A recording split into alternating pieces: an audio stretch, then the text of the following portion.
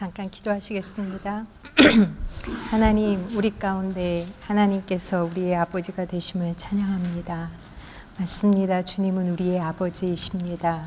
우리가 공부할 때나 아버지 우리가 운전할 때에나 그 어느 모습이어도 아버지 우리를 받아주시고 우리를 품어주시고 우리와 함께 하시는 우리의 아버지 되시는 하나님을 찬양합니다. 하나님, 오늘 말씀 가운데 말씀의 주인이신 주님께서 역사하셔서 아버지 각 심령 위에 주께서 또 말씀하시고 싶으신 것, 알려주고 싶으신 것, 치유하고 싶으신 것, 세워주고 싶으신 것, 격려하고 싶으신 것, 주님께서 사역하시고 싶어 하시는 그 모든 것이 온전히 이루어질 것을 인하여 감사드립니다. 예수님의 이름으로 기도하였습니다. 아멘. 혹시 여러분은 기도하실 때 하나님의 뜻이 뭐냐고 알려만 주시면 제가 다 하겠노라고 그렇게 혹시 기도해 보신 적이 있으십니까? 저는 가끔 하나님 뭐예요? 가요 말아요? A예요? B예요? 이거예요? 저거예요? 뭐 하나님이 알려만 주시면 제가 막 주님의 뜻대로 다 하겠습니다라고 그렇게 가끔씩 기도할 때가 많습니다.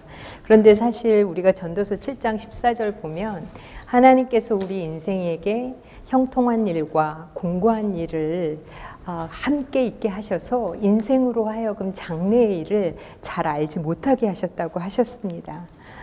그렇지만 또 주님께서 한편으로는 뭐라고 우리에게 말씀하셨냐면 시편 119편 105절 보면 주의 말씀은 내 발의 등이요 내 길의 빛이니이다라고 말씀하셨습니다.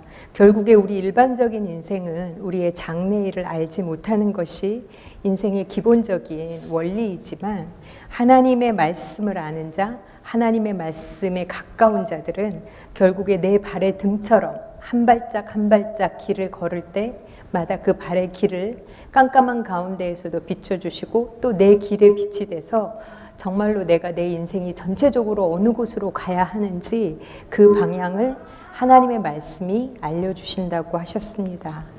또 창세기 18장 17절에도 아브라함에게 내가 장차 하나님께서 하려는 것을 아브라함에게 숨기겠느냐라고 말씀하시면서 친구처럼 대면하여 앞으로 주님께서 심지어 심판까지도 알려주시는 주님이십니다. 근데 사실 이렇게 이미 하나님의 말씀이 있는 우리에게는 사실 하나님의 뜻이 이미 알려져 있습니다. 예수 그리스도 안에서. 그것은 예수 그리스도 안에서 우리가 구속받았다는 것이고 주님이 행하신 십자가의 사역으로 말미암아 우리의 모습이 설령 비틀어지고 넘어지고 그 어떤 인생에 갈지라도 우리의 결국은 하나님께로 향하는 것이고 안전하고 하나님께서 속량해 주시는 길이라는 것입니다.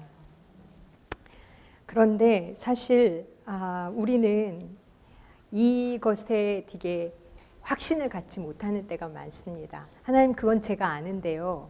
제가 죽으면 천국 가는 거 아는데요. 주님께서 저를 사랑하신다는 거 아는데요.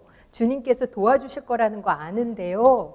지금 이 일에 있어서는 주님을 신뢰하지 못하는 경우가 참 많습니다.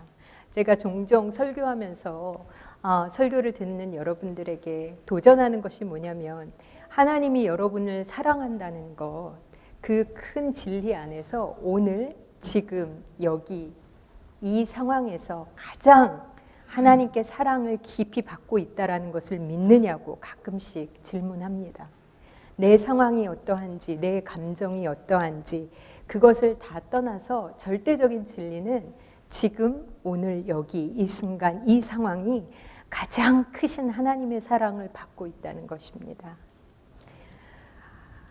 창세기 12장에서 보면은 하나님께서는 이렇게 우리를 구원하시는 것처럼 구원의 큰 계획을 가지시고 계신 것처럼 이스라엘 백성을 하나님의 영광을 위해서 창조하신 하나님의 백성으로 만들겠다라는 꿈과 비전을 가지시고 창세기 12장에 보면 아브라함 한 사람을 선택하셔서 이스라엘 민족을 조성해 나가시는 과정을 볼 수 있습니다.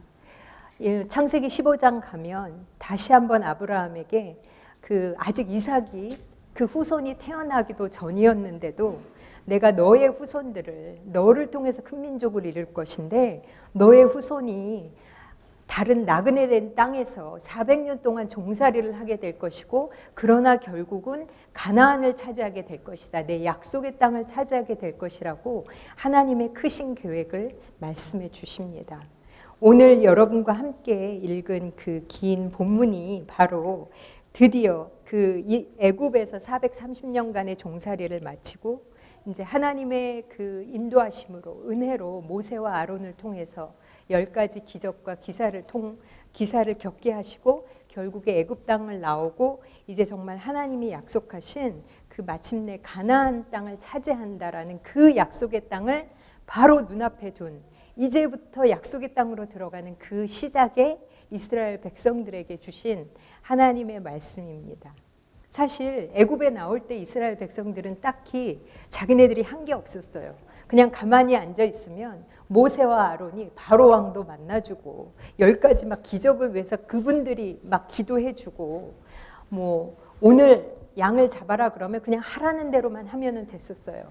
그런데 이 가나안 땅에서는 하나님께서 어떠한 말씀을 주시냐면, 가나안 땅은 너희들이 올라가서 차지하라고 말씀을 하십니다. 그러면서 두려워하지 말라, 주저하지 말라고 말씀하십니다. 이 말은 뭡니까? 결국에 가나안 땅에 들어가는 것은 나로 하여금 두려움이 생기게 하고 주저하게 만드는 그 어려움이 있다라는 것입니다. 그냥 하나님이 다 알아서 해주시고 딴 사람이 다 그냥 나 대신 다 해줘서 나는 다 차려진 상을 날름 받아만 먹었으면 참 좋겠는데, 하나님께서 가나안 땅은 그렇게 차지하는 게 아니라고 하셨습니다.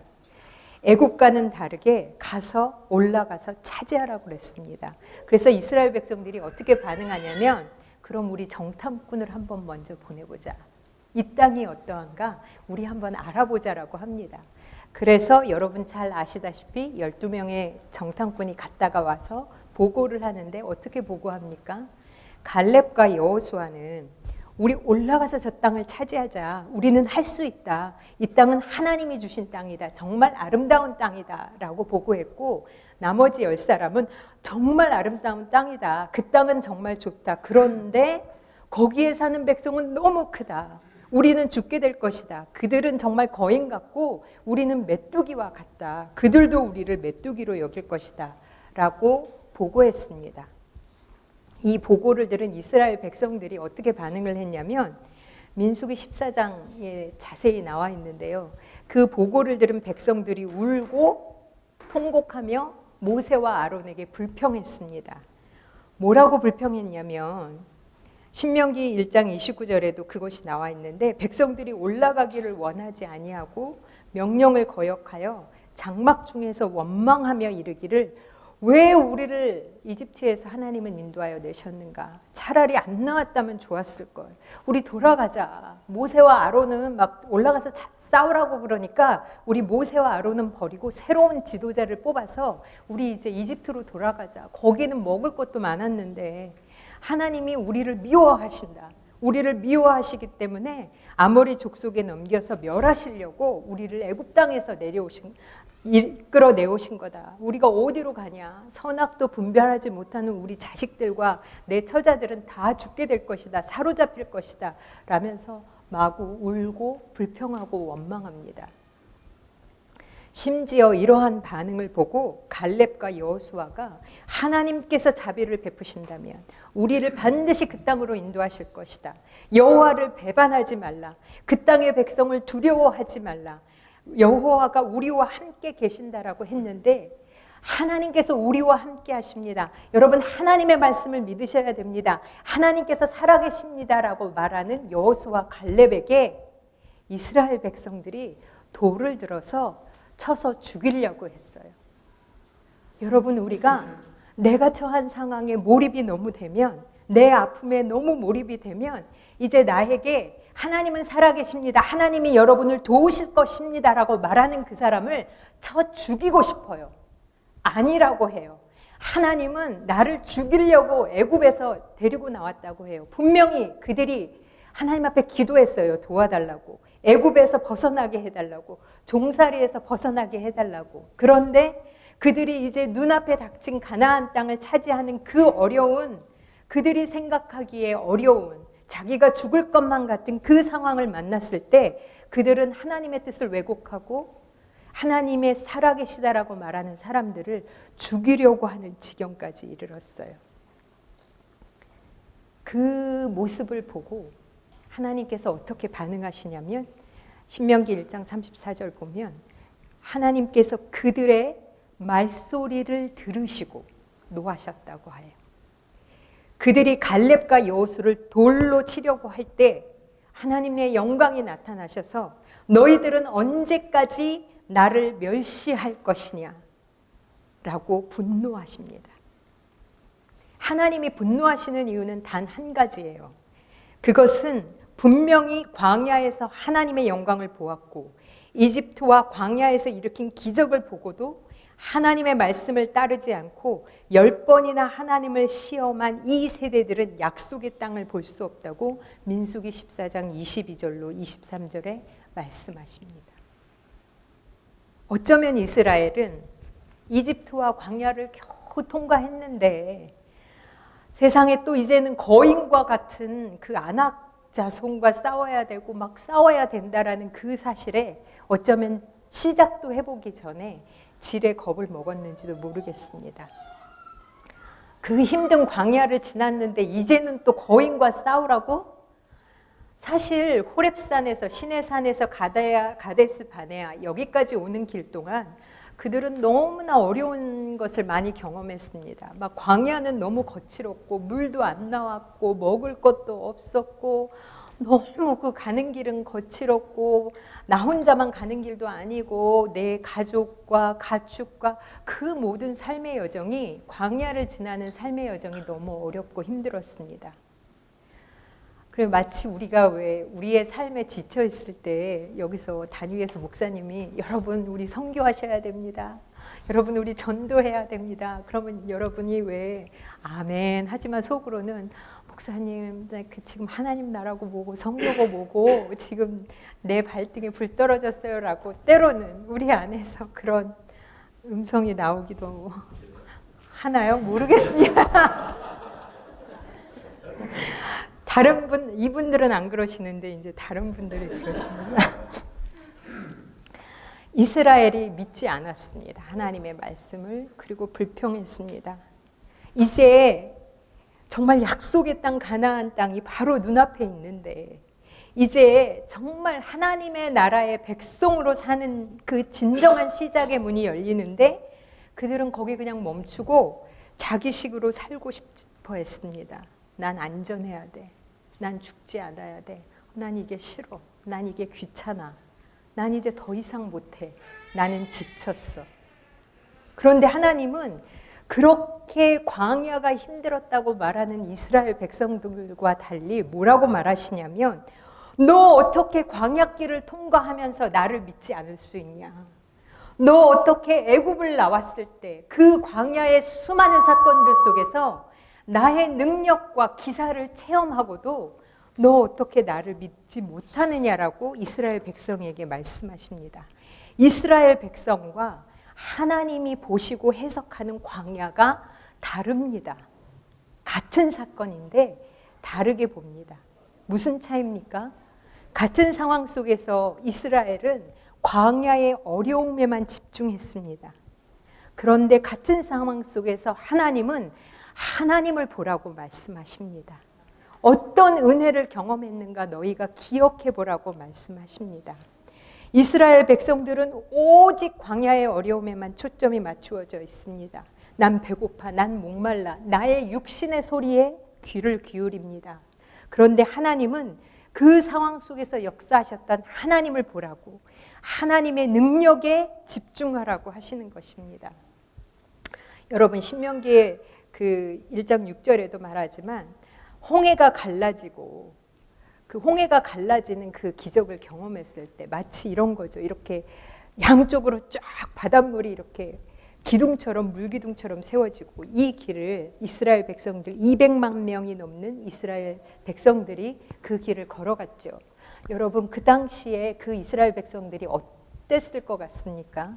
아마 그들은 하나님이 하신 그 기적을 보고 흥분했을지도 모릅니다.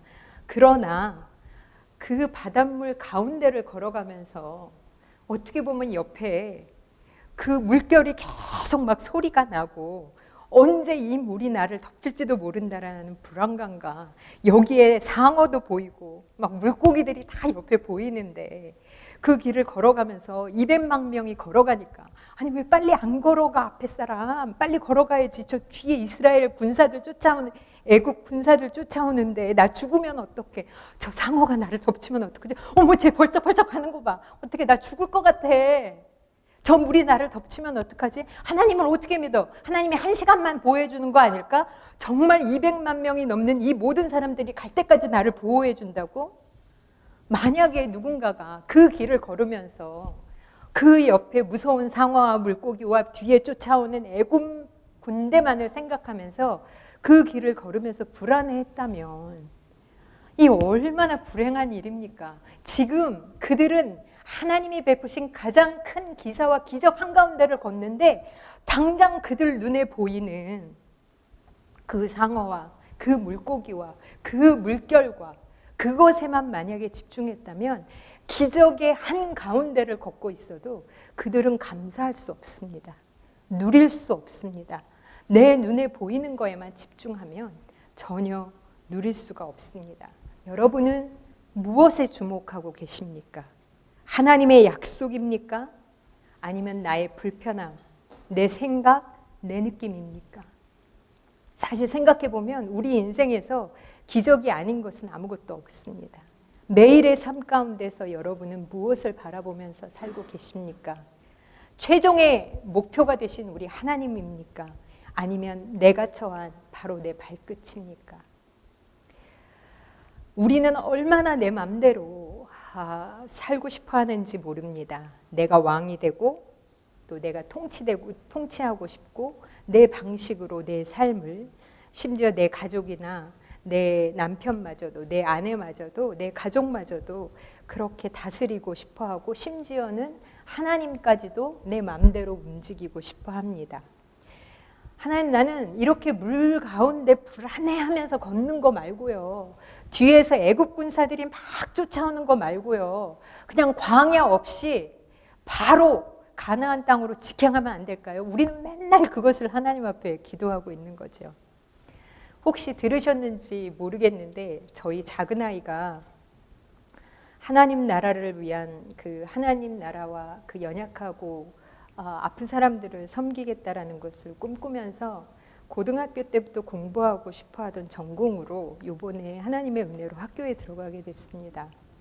얼마 전에 아이와 함께 그 유학생 신분으로는 들어가기 힘든 그 학교를 하나님이 홍해를 가르신 기적을 이루어주셨다. 어떻게 너를 들여가게 하셨냐. 이제 그런 감사를 나누면서 7년 전에 이 아이가 대학에 들어갔을 때 당시에 아이와 제가 그 예수 믿으면 무조건 성공해야 되고 잘 돼야 되고 어려움은 없어야 된다라는 그 세상적인 가치관에 쩌들어 있었던 저희들의 7년 전의 모습에 대해서 둘이 서로 나누었습니다.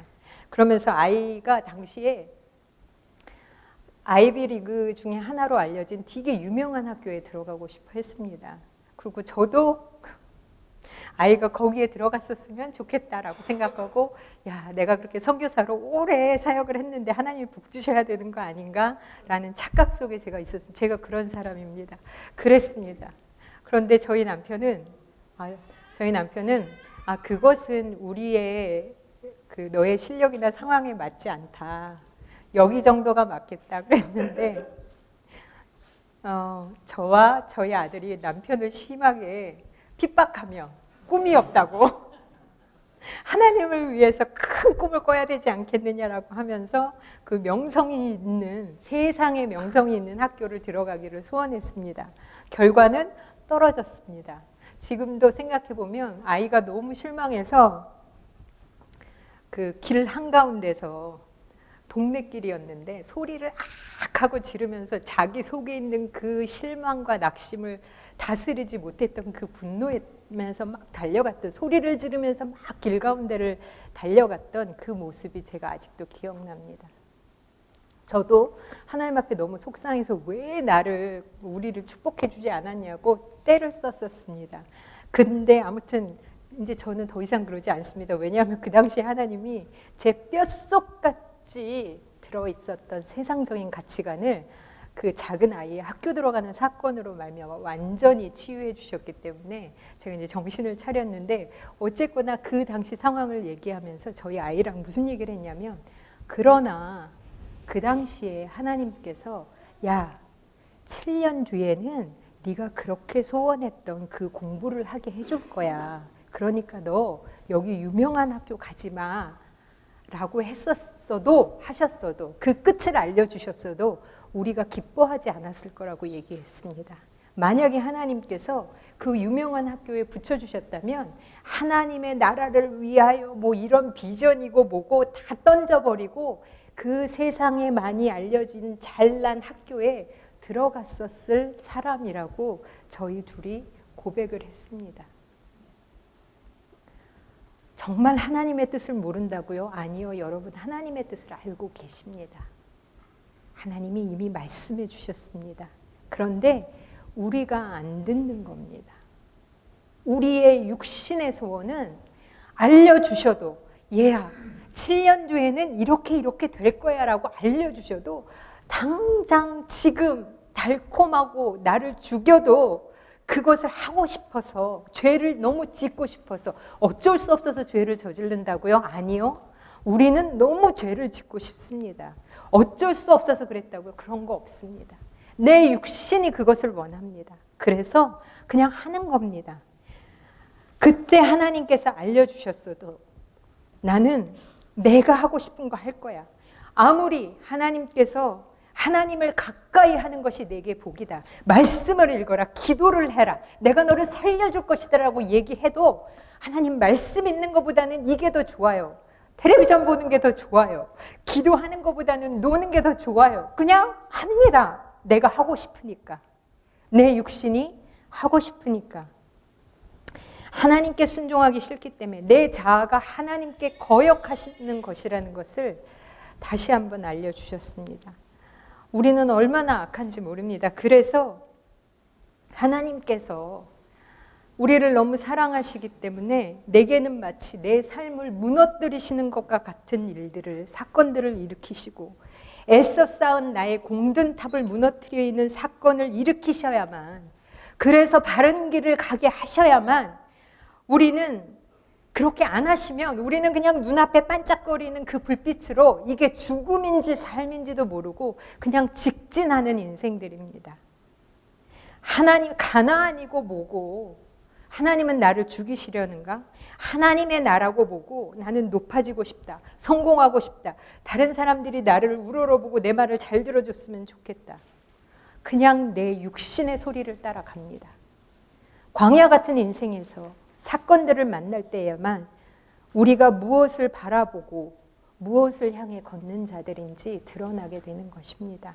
그래서 내 인생이 무너졌다고 느끼는 순간에도 우리는 하나님을 신뢰해야 됩니다. 왜냐하면 하나님 한 분밖에 없어서 하나님을 믿는 게 아니라 하나님은 완전하시고 신뢰할 만한 분이시기에 우리는 하나님을 신뢰하고 하나님 안에 우리의 인생이 있음을 고백해야 합니다. 그래서 저희 아이와 제가 그때 하나님께서 우리의 소원대로 그 유명한 학교에 들어가게 하고 이 학교에 안 들어갔다면 어쩔 뻔했냐, 우리의 계획이 실패한 것이 얼마나 우리에게 은혜냐, 정말로 우리의 계획이 우리를 망치기 전에 하나님께서 그 계획이 무너지게 하신 것이 정말 우리를 사랑하신 하나님의 은혜다라고 사실 저희 작은 아이와 제가 고백을 했습니다. 그 10명은 못 들어간다고, 우리는 죽을 거라고 말을 했고, 나머지 2명 갈렙과 여호수아는 다른 고백을 했는데 하나님께서 참 신기한 그 판정을 내리십니다. 갈렙과 여호수아를 향해서 이 두 사람은, 이들은 다른 마음을 가졌다라고 하십니다. 그러면서 순종했다고 하십니다. 뭘 순종했는데요? 갈렙과 여호수아가 무엇을 했습니까? 아무것도 안 했습니다. 아직 그냥 싸우기 전입니다. 아직 가나안 땅 전이에요. 싸우러 나가지도 않았습니다. 단지 그 사람들이 했던 것은 딱 하나입니다. 하나님이 이렇게 말씀하셨어. 우리 눈에는 이렇게 보이지만 하나님은 이렇게 약속하셨고 하나님은 이렇게 하실 거다라고 하나님 말씀 그대로 믿고 선포했습니다. 싸우지 않았습니다. 나가지 않았습니다. 그런데 나머지 이스라엘 사람들은 하나님은 말씀은 그렇게 하셨어도 말씀대로 안 하실지도 몰라. 그래서 나는 죽을 거야. 그러니까 우리 하지 말자라고 말만 했습니다. 그런데 하나님은 그 말로, 그 고백으로, 그 선포를 들으시고 갈렙과 여호수아는 순종했다고 하시고 다른 이스라엘 사람들은 악한 세대라고 하셨습니다. 여러분, 순종이 뭡니까? 뭘 순종했다는 것입니까? 바로 말씀을 그대로 믿고 보이는 상황과 사람들의 말과 사람들이 하는 그 눈총에 눌리지 않고 말씀 그대로를 믿고 선포하고 말씀대로 생각하고 말씀대로 말하고 말씀대로 사는 것입니다. 그게 순종입니다. 여호와를 거역하는 이스라엘들을 향해서 하나님의 첫 말씀이 민수기 14장 28절 보면 내가 너희에게 들은 말대로 너희에게 해주겠다였습니다. 이스라엘이 뭐라고 그랬습니까? 하나님이 우리를 죽이려고 애굽에서 데리고 나왔나? 내가 들은 그대로 너의 그 말 그대로 너에게 해주겠다라고 여호와께서 말씀하셨습니다. 하나님이 우리를 죽이려고 애굽에서 데리고 나왔다는 그 말이 바로 하나님을 믿는다고 했었던 이스라엘의 참 모습입니다. 여러분의 말이, 여러분의 생각이 참 여러분의 신앙의 모습입니다. 우리가 하나님을 신뢰한다면 당장 내 눈앞에 보이는 상황을, 사람의 말이나 내 자신의 생각을 하나님의 말씀보다 더 권위를 두면 안 됩니다.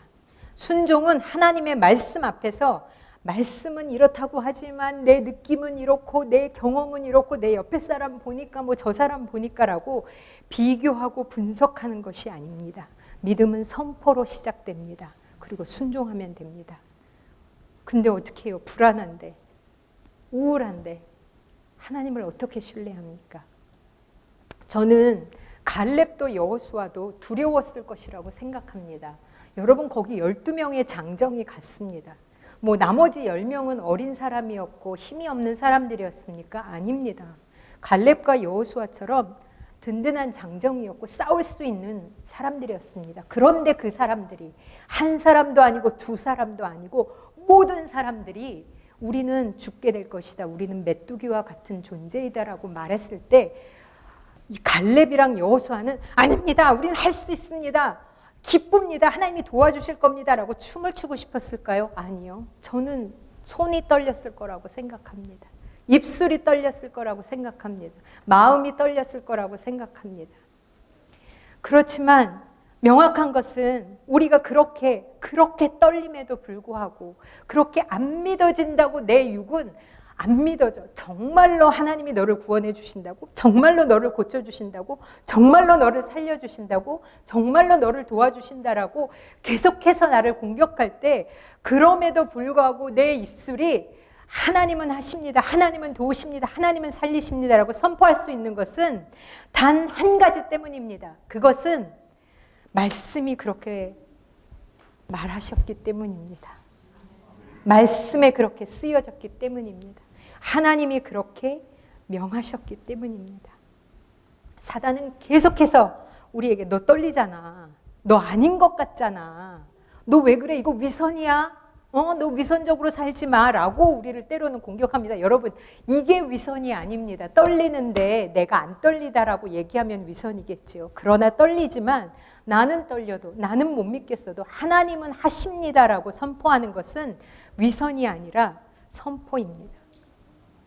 만약에 갈렙과 여호수아가 야 이거 뭐 분위기가 영 이상한데 가만히 있자, 말하지 말자, 우리 어떻게 전체적으로 돌아가는지 전체적인 걸 보자. 왜 우리나라 유교적인 영향으로 속담도 가만히 있으면 중간은 간다고 하잖아요. 그래서 우리 모두가 웬만하면 중간은 가려고 하기 때문에 여러분 아무 말도 안 하는 경우가 많습니다. 내 생각에는 하나님이 하실 것 같지만 또 안 하실 것 같기도 하고, 이런 상황에서는 가만히 있어갖고 아무 말도 하지 말아서 중간은 가자라고 하는데, 여러분 그거는 너무나 사탄적인 생각이고 정말 가만히 있으면 큰일 납니다. 만약에 갈렙과 여호수아가 우리 가만히 있자, 갈렙아 여호수아야 우리 가만히 있자, 지금 전체적으로 돌아가는 게 좀 분위기가 이상해, 이러다가 우리가 돌 맞아 죽을지도 몰라, 일단 다음을 한번 노려보자, 그리고 가만히 있었다면, 선포하지 않았다면 분명히 그들은 약속의 땅에 들어가지 못했을 것입니다. 왜요? 하나님께서 그들을 순종했다라고 명하셨던 그 근거는 그들이 그 하나님의 말씀을 그들의 느낌과 감정과 생각과 경험에 의지하지 않고 하나님의 말씀을 그대로 선포했기 때문입니다. 여러분, 물 가운데로, 불 가운데로 지나는 것만 같은 사건과 상황을 만나셨습니까? 그것은 축복입니다. 어느 누가, 어느 육신이 물 가운데, 불 가운데 지나기를 원하겠습니까? 그러나 그 물 가운데, 불 가운데 지나가는 그 길은 결국 하나님께 가는 길입니다. 결국 하나님의 역사를 경험하게 해주는 길입니다. 다니엘의 세 친구가 불 가운데 있었죠. 3장 16절로 18절 보면, 우리를 불타는 용광로와 왕의 손에서 하나님께서는 구해내실 것이다 라는 선포를 듣고 느부갓네살은 너무나 화가 나서 평상시의 용광로 불의 그 세기보다 7배나 더 세게 하였습니다. 그래서 그 불길로 그들을 인도했던, 던져 넣었던 용사들은 오히려 그 불길에 타 죽었지만, 이 세 사람은, 사드락 메삭 아벳느고는 오히려 그 가운데에서, 그 불 한가운데에서 신의 아들 같은 예수님과 함께 있게 되고 예수님을 만나게 됩니다.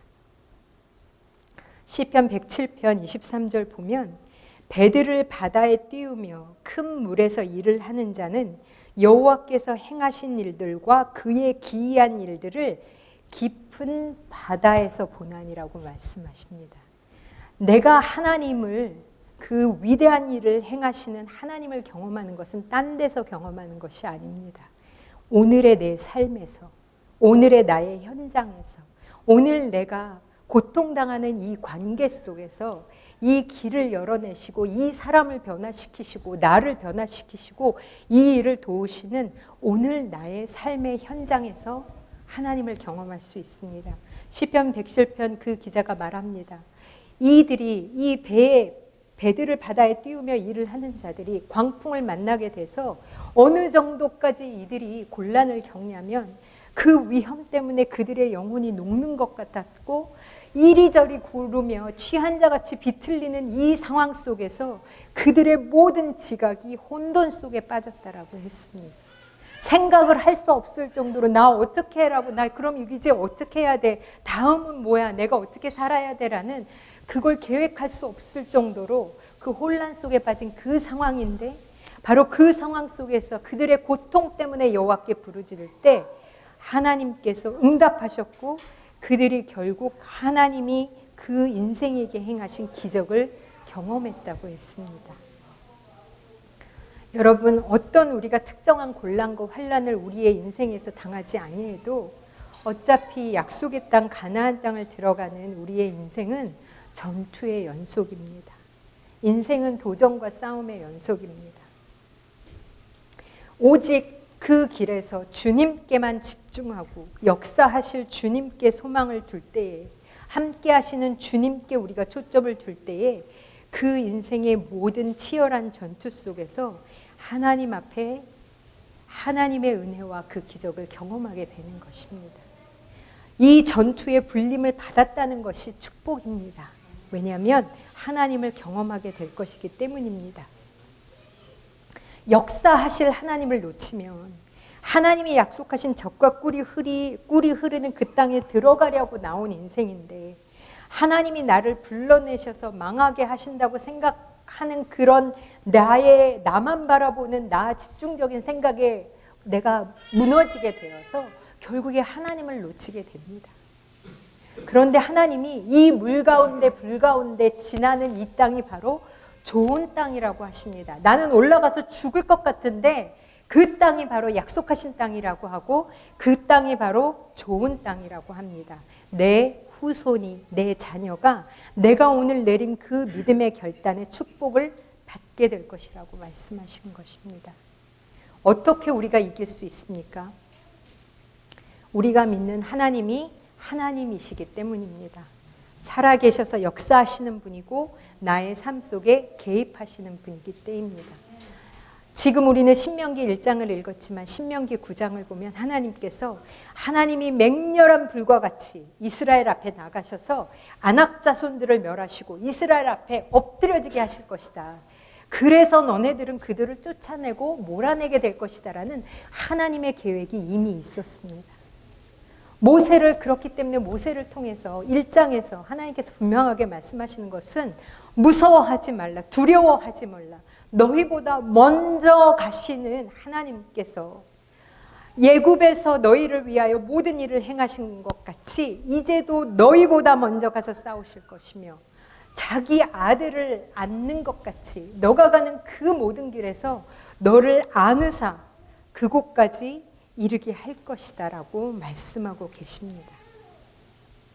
여러분, 우리가 이 땅에서 사는 삶은 마치 애굽을 나왔을 때처럼 우리가 주님을 믿고 예수 그리스도를 믿고 구원을 받아서 우리의 영은 주님과 연합했지만 이 땅에서 천국에 갈 때까지의 그 삶은 그 내 영이 연합된 그 주님과 내 마음과 내 혼과 내 육이 그 주님과의 연합을 실제화하고 이루어내는 과정이 우리의 인생입니다.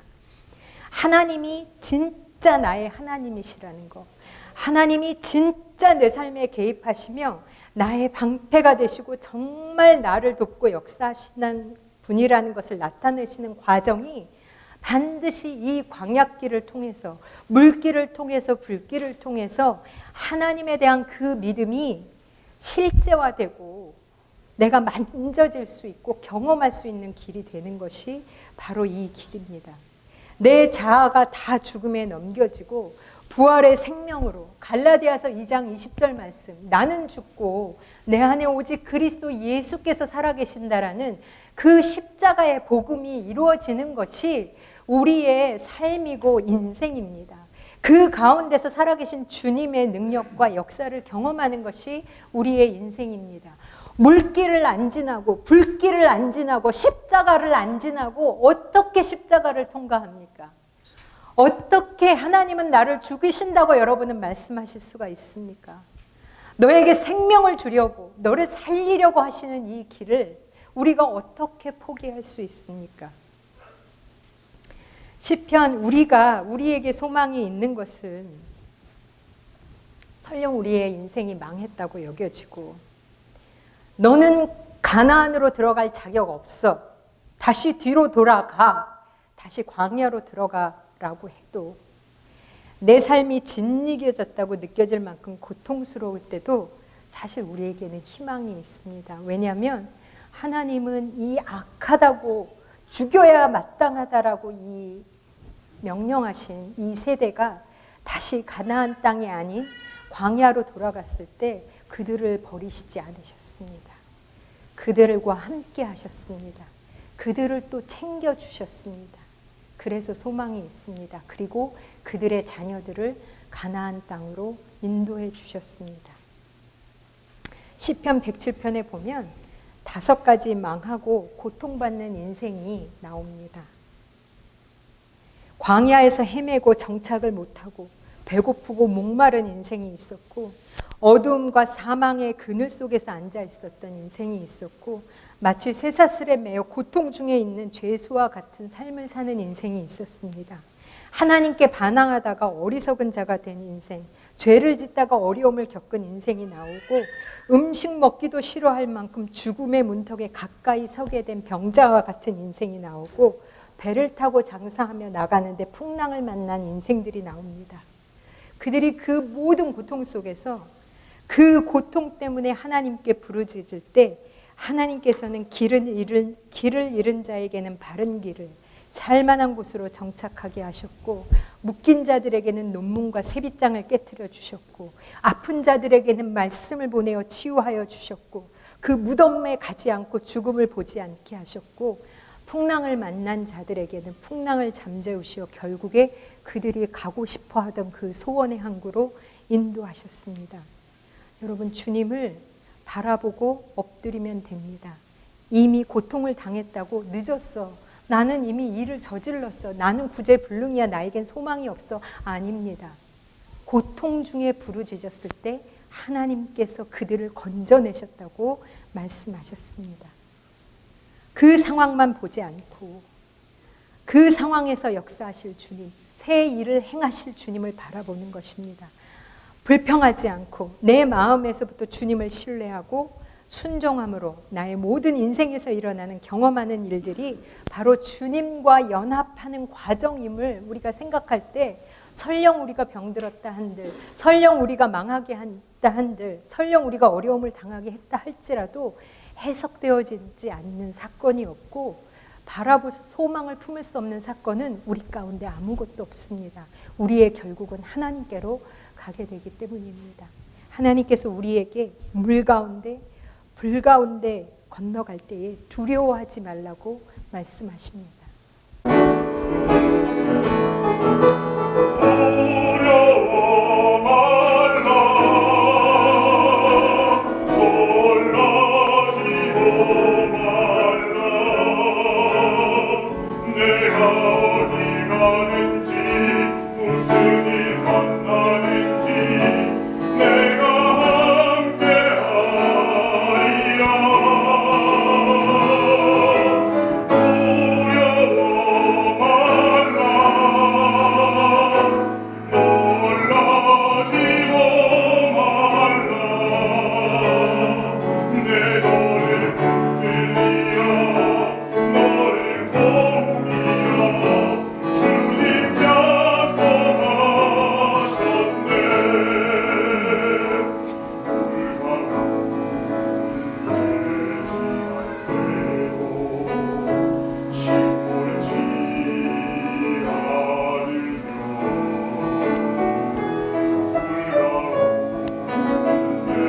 행할 때에도 너를 삼지 못하게 하시니,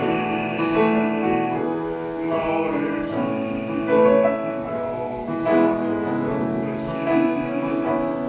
하나님 큰 사랑,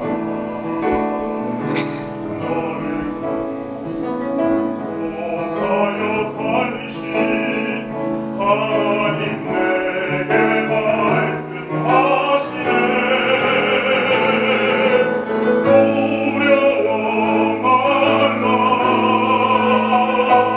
놀라지도 말라.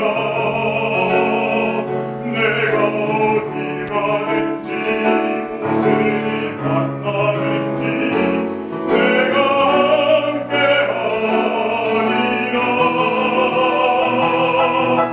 두려워 말라,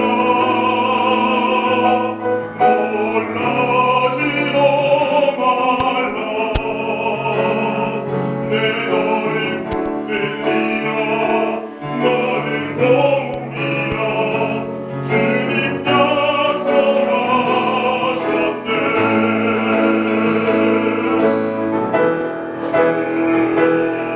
주님은 나에게 오직 은혜라. 나는 주님께 오직 믿음이라. 주님은 나에게 오직 은혜라. 나는 주님께 오직 믿음이라. 우리의 죄보다 더 크신 하나님의 긍휼, 큰 소리 외쳐도 잃을 수 없는 하나님의 사랑. 주님은 나에게 오직 은혜라.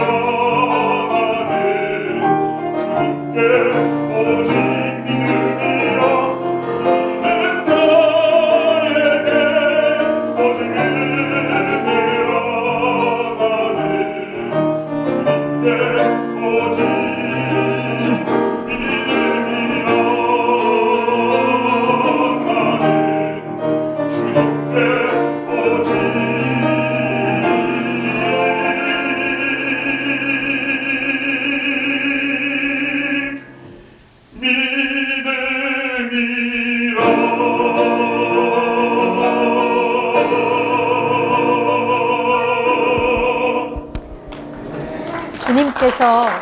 여러분에게 물 가운데, 불 가운데 지나야 한다고 말씀하십니다.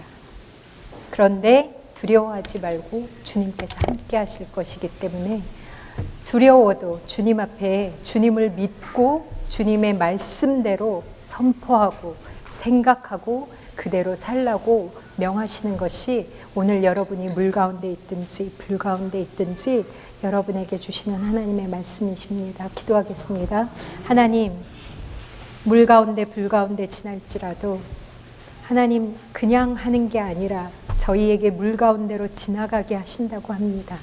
불 가운데로 지나가게 하신다고 합니다. 광야길을 걷게 하신다고 합니다. 가나안 땅을 그냥 들어가는 것이 아니라 싸워서 차지하라고 하십니다. 왜냐하면 주님께서 함께 하시길 때문입니다. 주님께서 먼저 가실 것이기 때문입니다. 주님께서 우리를 대신하여 싸우실 것이기 때문입니다. 하나님, 우리 안에 육신이 주는 두려움과 아버지 육신이 주는 그 거짓된 생각과 말들에 속지 않게 하시고 하나님, 살아계신 하나님께서 하나님의 말씀을 그대로 이루시고 역사하실 것이라는 믿음을 우리가 갖게 하시고 주님 앞에 나아가게 하여 주시고 믿음으로 반응하는 우리 성도들에게 축복하여 주시옵소서. 예수님 이름으로 기도합니다. 이곳에 생명샘 솟아나 눈물 골짝 지나갈 때에